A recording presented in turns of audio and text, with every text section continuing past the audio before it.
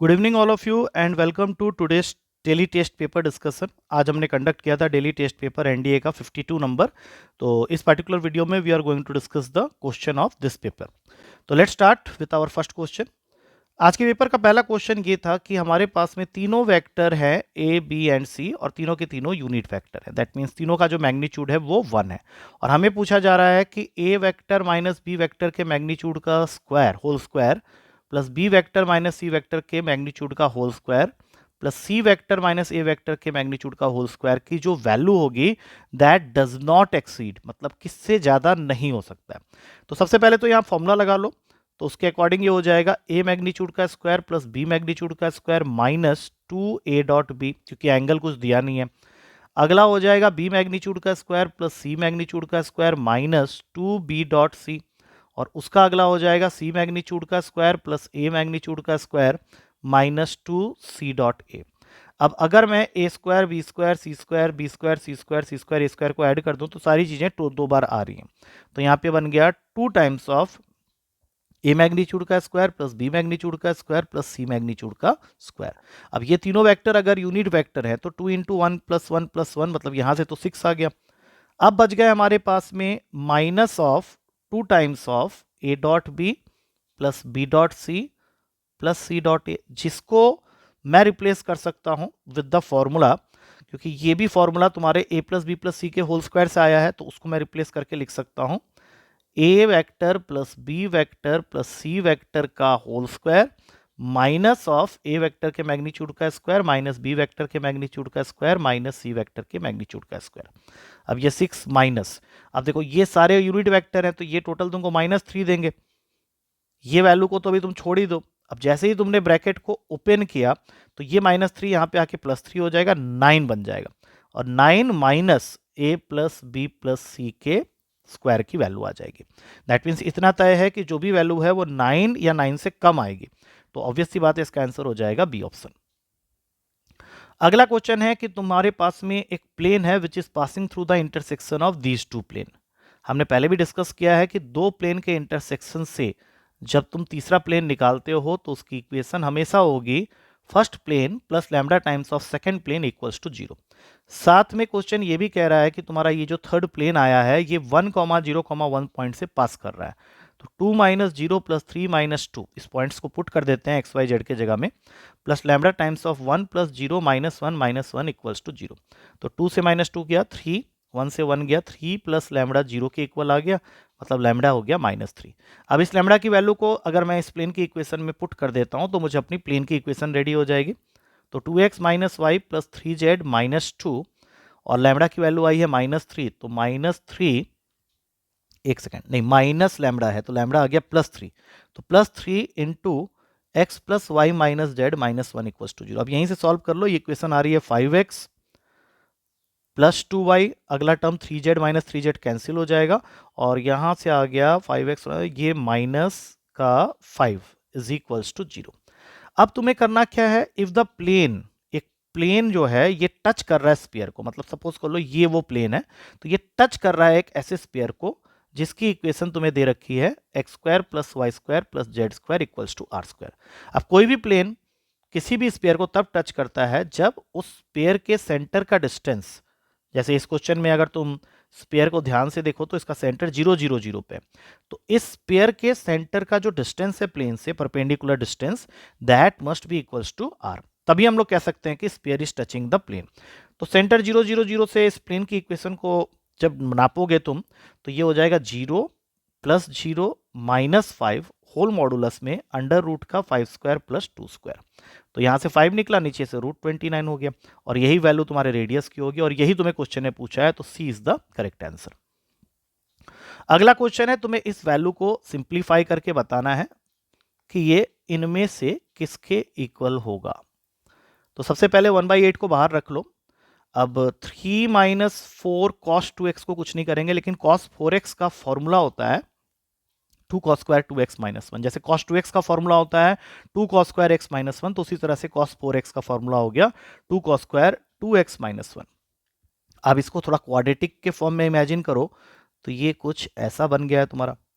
अब इसमें से 2 कॉमन ले लो, अंदर बच गया cos square 2x minus cos 2x plus 1, जो कि नेक्स्ट स्टेप में 2/8 कट के 1/4 हो जाएगा और ये फॉर्मूला बन गया है cos 2x माइनस 1 के होल स्क्वायर का।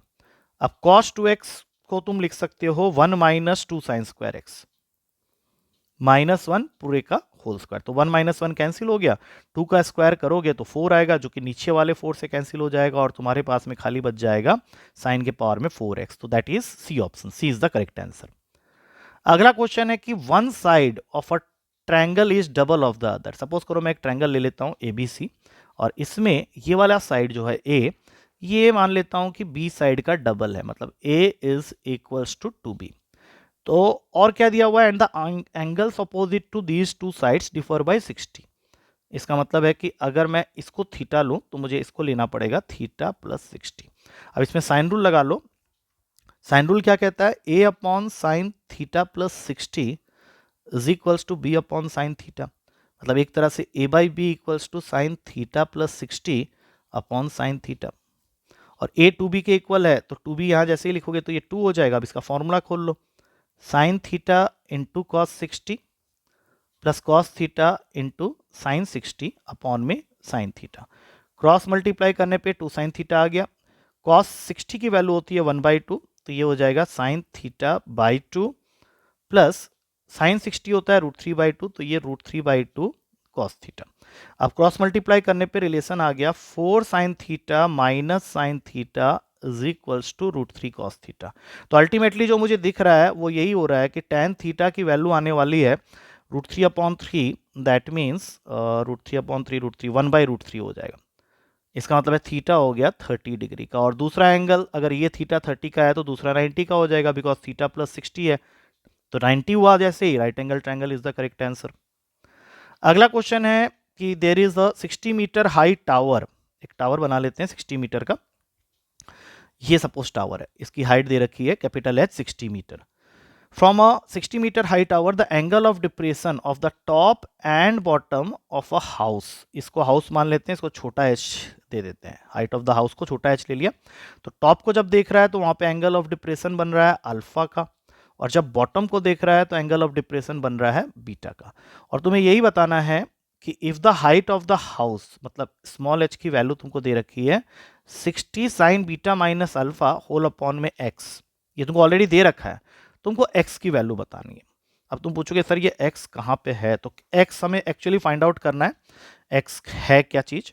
तो x क्या है कि फिगर में नहीं है, वो एक वैल्यू है जो कि साइन और कॉस के टर्म्स में है, तो वही मुझे फाइंड आउट करना है। तो लेट्स स्टार्ट। सबसे पहले इस डिस्टेंस को ले लेते हैं d और बड़े वाले ट्रायंगल से स्टार्ट कर लेते हैं। tan beta is equals to h by D. तो यहां से h की वैल्यू आ गई d tan बीटा, इसको बना लो अपना इक्वेशन 1। अब छोटा ट्रायंगल लेंगे तो वहां से आएगा tan alpha is equals to h minus H upon D, क्योंकि यहाँ पे ये d हो जाएगा और ये वाला जो पार्ट है इसको कंसीडर कर रहे हैं तो ये h माइनस एच हो जाएगा। अब यहाँ से h माइनस एच की वैल्यू आ गई d tan अल्फा, इसको बना लो अपना इक्वेशन नंबर 2 और नेक्स्ट स्टेप में इन दोनों को डिवाइड कर दो। तो डिवाइड करते समय तुम h की वैल्यू डाल सकते हो, तो 60 अपॉन 60 माइनस एच, क्योंकि कैपिटल H मेरा 60 था, और यहाँ पे ये डी कैंसिल हो जाएगा और बचेगा tan beta upon tan alpha. तो तुम्हें यहाँ से किसी तरह से h की वैल्यू निकालनी है जिससे कि हमें फाइनल आंसर तक पहुँचने में हेल्प मिलेगा। तो यहाँ से अभी क्रॉस मल्टीप्लाई कर लो, 60 tan alpha is equals to 60 tan beta minus h tan beta. अब बाकी सब छोड़ो, h tan बीटा को यहाँ ले आओ और इसको यहाँ भेज के 60 कॉमन ले लो, तो अंदर बच गया tan beta minus tan alpha. अब टाइम आ गया है कि हम लोग इस पूरे क्वेश्चन को साइन और कॉस में ब्रेक करने वाले हैं। तो अगर तुम साइन कॉस में इसको ब्रेक करते हो इस स्टेप में, तो 60 तो यहाँ बैठ गया, इसका sign beta by cos beta, तो ऊपर आ गया साइन बीटा माइनस अल्फा, और नीचे अगर तुम ध्यान से समझो तो नीचे आ जाएगा cos alpha into sine beta. तो x के जगह आके कौन बैठ गया है, तो ये बैठ गया cos alpha into sine beta which is available in D option, so D is the correct answer.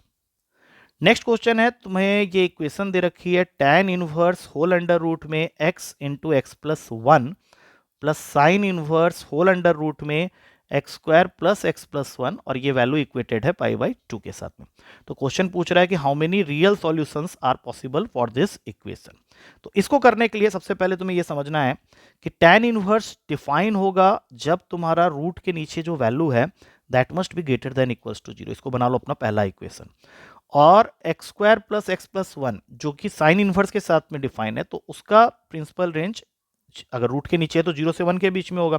अब इस -1 को यहाँ भेज दो तो एक नया इक्वेशन बन गया, -1 से 0 के बीच में लाई कर रहा है एक्स स्क्वायर प्लस एक्स। तो इसमें से अगर x कॉमन ले लेते हैं तो x into X plus one, अब पहले तुमने बोला था ग्रेटर देन इक्वल्स टू 0, यहाँ से आ रहा है लेस देन इक्वल्स टू 0। तो दोनों को अगर मिला दें तो हमारे पास में जो कॉमन इक्वेशन आएगा वो यही आएगा कि x into X plus one must be equals to 0। तो यहाँ से x की एक वैल्यू हो सकती है 0, दूसरा वैल्यू होगा जब तुम x प्लस वन को 0 के इक्वल करोगे तो वो दूसरी वैल्यू होगी -1। तो इसका मतलब है 0 और -1 दोनों ही सॉल्यूशन का काम कर रहे हैं। So C is the correct answer, that the number of real solution is 2। अगला क्वेश्चन है, तुम्हारे पास में 3 लाइन की इक्वेशन है बट अलग अलग तरीके से है, और तुमको बताना है कि अगर ये कंकरेंट है तो कंडीशन क्या होगा।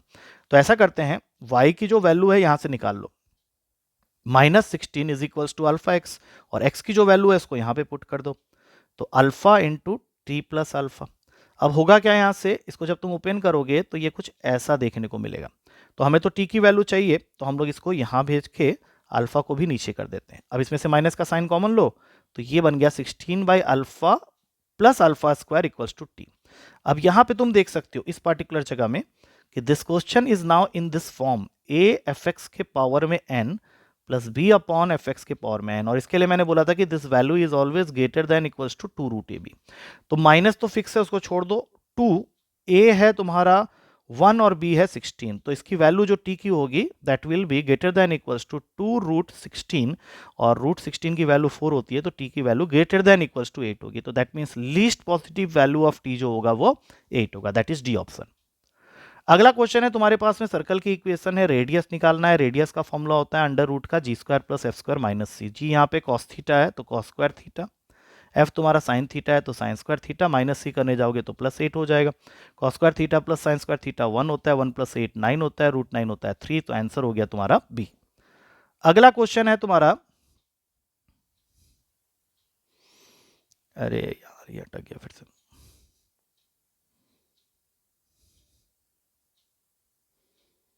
इसमें थोड़ा सा टाइम लगेगा।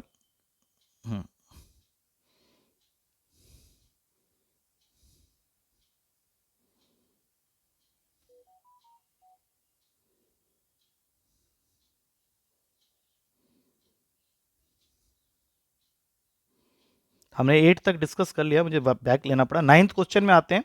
तो 9th क्वेश्चन हमें कह रहा है कि there is a hyperbola whose transverse axis का मतलब है 2a is of length 2 sin theta. तो यहाँ से a की वैल्यू आ गई sin थीटा। अब a को संभाल के रख लो, क्योंकि जब तुम इक्वेशन लिखोगे हाइपरबोला की तो तुम्हें जरूरत पड़ेगी X square upon A square minus Y square upon B square equals to 1, जिसमें से a तुमने निकाल लिया है साइन थीटा, तो ये हो गया साइन स्क्वायर थीटा। लेकिन अभी जब तक तुम b ना निकालो तब तक तुम्हें पता नहीं चलेगा, बट यहाँ पे तुम एक गेस कर सकते हो कि a is the correct answer, क्योंकि 1 अपॉन साइन स्क्वायर थीटा जो होता है वो कॉसेक स्क्वायर थीटा होता है, तो वो सिर्फ फर्स्ट ऑप्शन में अभी अवेलेबल है। लेकिन लेट्स फिनिश दिस क्वेश्चन। अब इस क्वेश्चन में वो ये भी कह रहा है कि this hyperbola is confocal with the ellipse, मतलब एलिप्स का जो तुम्हारा इक्वेशन है उसमें से जो फोकस की वैल्यू आएगी, जो कि 12 से डिवाइड करने के बाद मिल रहा है X square by 4 plus Y square by 3 equals to 1। तो इस केस में सी का फॉर्मूला होता है अंडर रूट का बी स्क्वायर माइनस ए स्क्वायर माइनस बी स्क्वायर, तो ये तुम्हारा बन रहा है 1 के इक्वल। तो कनफोकल मतलब तुम्हारा एलिप्स और हाइपरबोला का फोकस सेम होना चाहिए। तो हाइपरबोला के केस में फोकस मतलब सी का वैल्यू जो होता है, जो कि कनफोकल होने की वजह से भी 1 ही हो जाएगा। ए स्क्वायर तुम ये निकाल चुके हो तो sine square theta plus B square, squaring कर लो, 1 minus sine square theta B square के इक्वल, मतलब कॉस स्क्वायर थीटा हो गया बी स्क्वायर के इक्वल। अब जैसे ही तुम ये वैल्यू डालोगे तो तुम्हारा आंसर तुमको दिख जाएगा minus Y square sec square theta equals to 1, जो कि पहले ऑप्शन में अवेलेबल है। अब आते हैं आखिरी क्वेश्चन में, जिसमें तुम्हें एक हाइपरबोला का सेंटर पता है, वर्टेक्स पता है, वर्टेक्स का मतलब तुमको 4 0 में से ए तुमको पता चल गया, और साथ में फोकस वर्टेक्स के बाद फोकस पता है 6 0, मतलब सी की वैल्यू हो गई 6। And we know that hyperbola के केस में सी, ए और बी रिलेट हो जाते हैं with this formula C is equals to under root का A square plus B square. तो यहाँ से तुमको नेक्स्ट स्टेप में बी स्क्वायर की वैल्यू मिलने वाली है 36 माइनस 16 दैट इज 20। ए तुम ऑलरेडी निकाल चुके हो तो यहाँ से ए स्क्वायर हो गया 16। अब इक्वेशन में डाल देते हैं X square by 16 minus Y square by 20 equals to 1। LCM ले लिया 80 का, तो ये क्या बन जाएगा 5x square minus 4y square, और यहाँ से फाइनल आंसर आ गया 5x square minus 4y square equals to 80, जो कि अवेलेबल है सी ऑप्शन में। आई थिंक थोड़ा बीच में वीडियो पॉज हो गया था तो इस वजह से 15 मिनट से एक्सीड कर गया, but anyhow we have discussed all the question of this particular paper and still if you people find any difficulty in any of the questions explanation तो you can ask me in the class. अब कल मिलते हैं next paper के discussion के साथ। Till then take care and thank you to all of you.